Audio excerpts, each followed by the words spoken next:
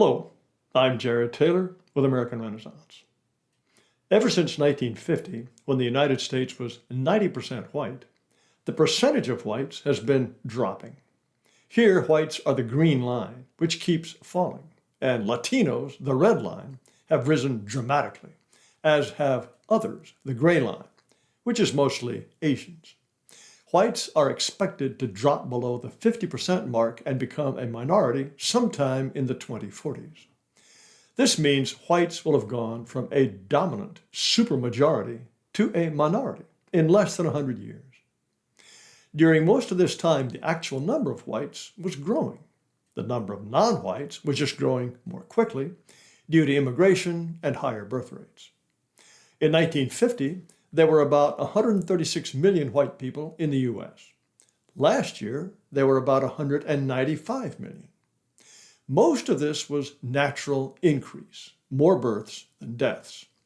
However, something important happened in 2016. For the first time in American history, more white people died than there were born. And that's been the case ever since, but only for whites. Every other racial group has more births than deaths, and their numbers are also rising through immigration.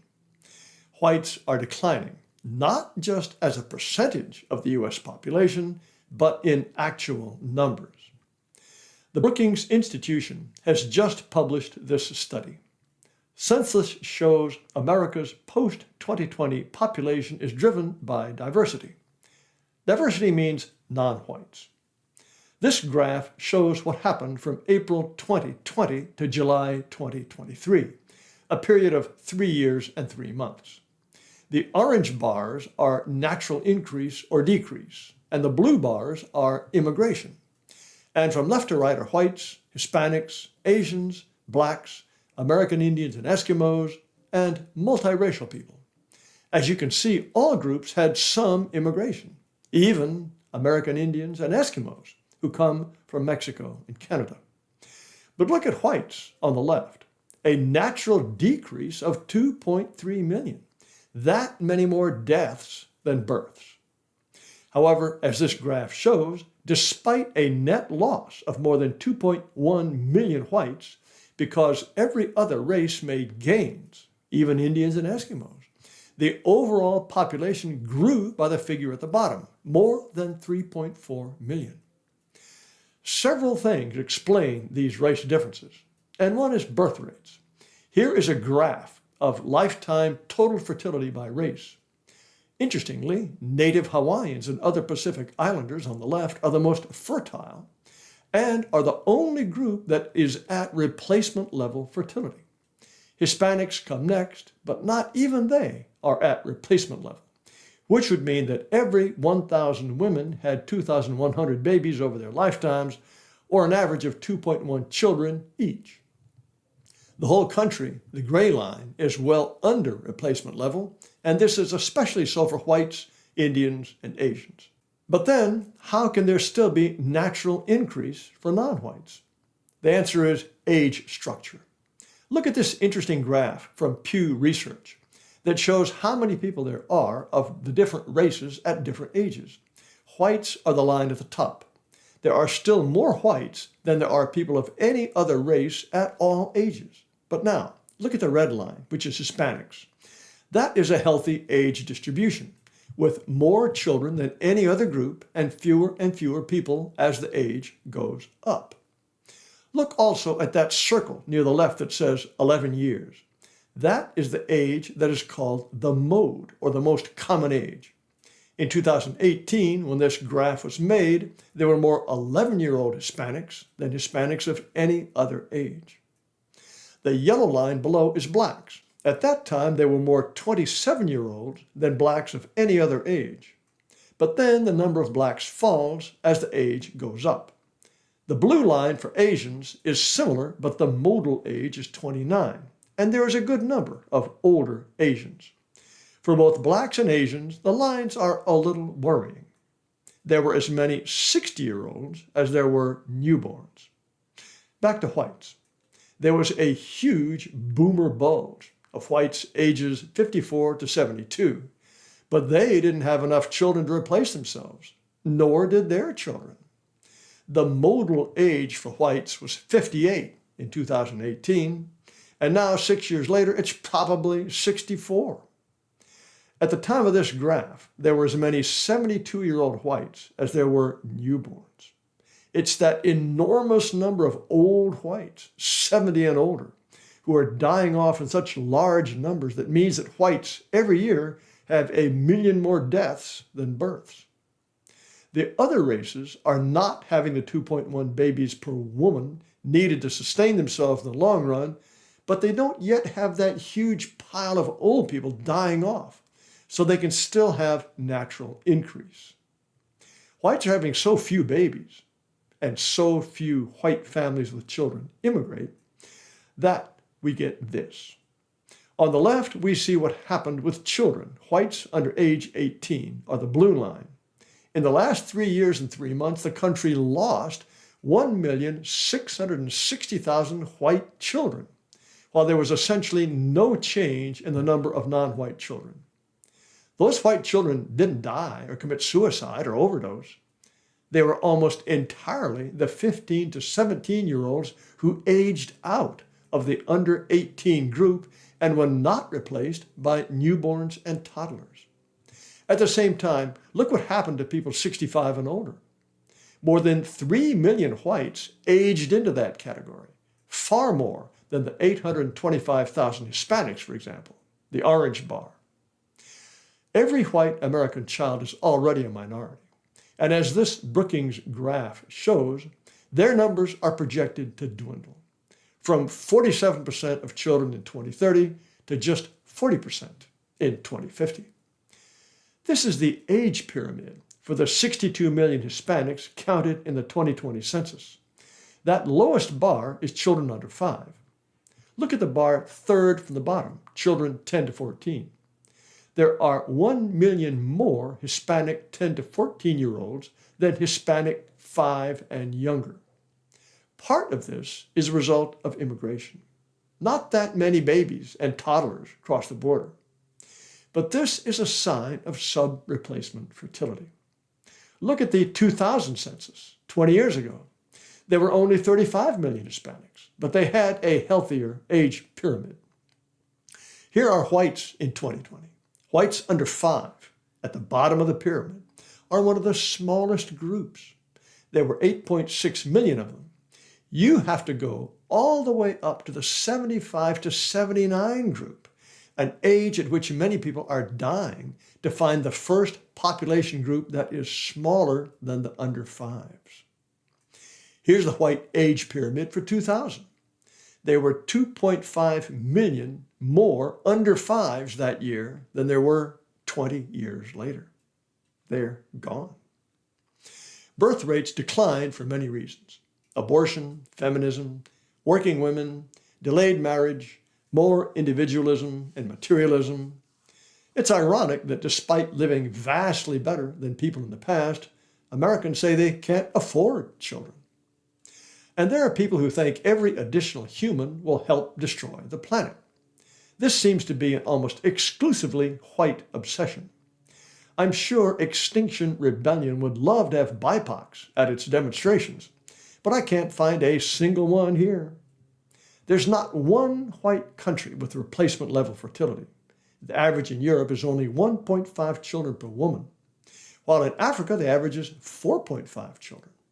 Here's the population pyramid for Burkina Faso, where the average woman has almost 5 babies. White people must want to turn the planet over to Africans. And white people can be openly snobbish about not wanting children. People who decided not to have kids are sharing all the reasons they don't regret it. I would find no joy in raising a child, but I'm finding joy by living the life I want without kids. I chose to be child-free. The correct response is congratulations. And how about this? 11 reasons people choose not to have children. Count them, 11. Why I have 0 regrets about my childless life. I'm happy I don't have children. These are all highfalutin publications. And every author, by the way, is a white woman. I fell for this. When I finally became a father at age 42, I remember thinking, why didn't anyone tell me how wonderful it was going to be? The biggest regret in my life, by far, is that I have only 2 children. Being a father is the best thing I ever did. Someone has finally tumbled to the idea that diversity may reduce fertility. This recent paper reports that diversity, whether through racial integration or immigration, reduces childbearing for all races. The authors control for every imaginable confounding variable and conclude that the rise in racial diversity in the U.S. since 1970 explains 44% of the decline in birth rates during that period and 89% of the drop since 2006. 2 things are happening. One is that people want to marry within their race, and there are fewer potential mates in diverse neighborhoods. The second is that the more mixed a place is, the less people trust anyone, even of their own race. Even when they do marry, they have fewer children. This paper got 0, and I mean 0, mainstream coverage.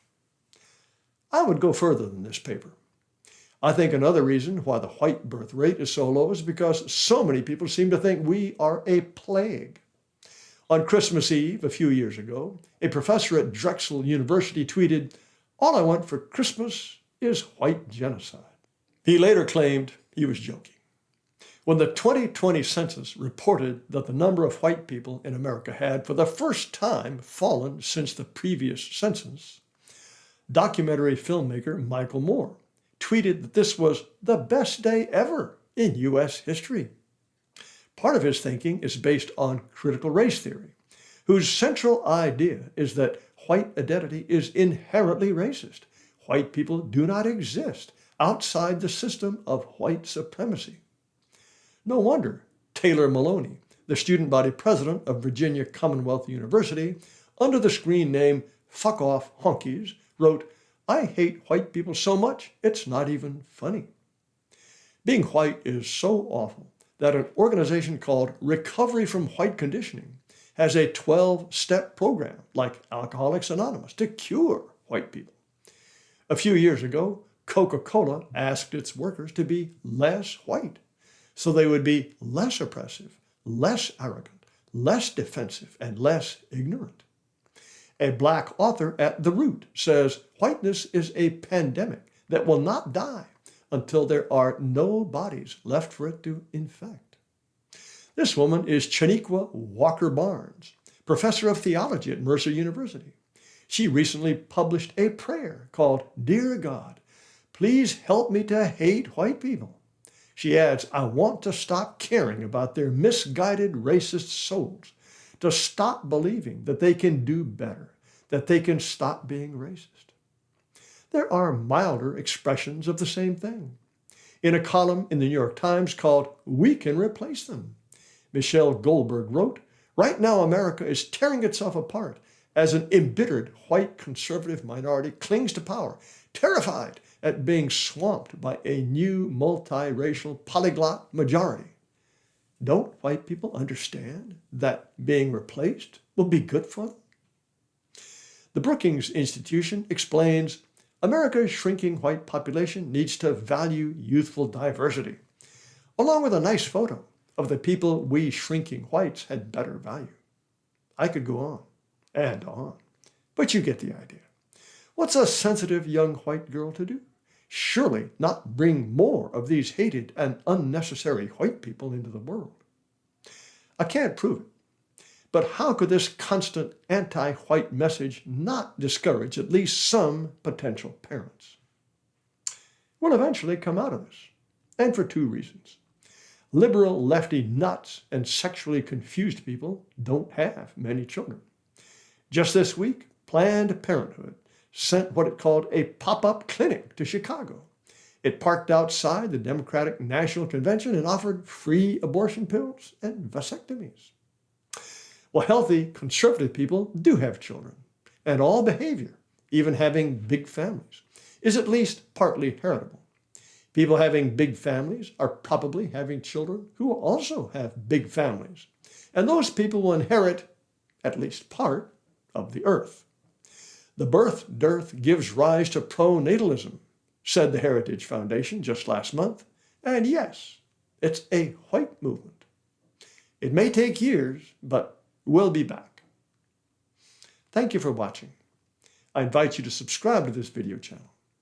The censors hate everything I do, so please send the link to a lot of people. And you might visit amren.com, AMREN.com.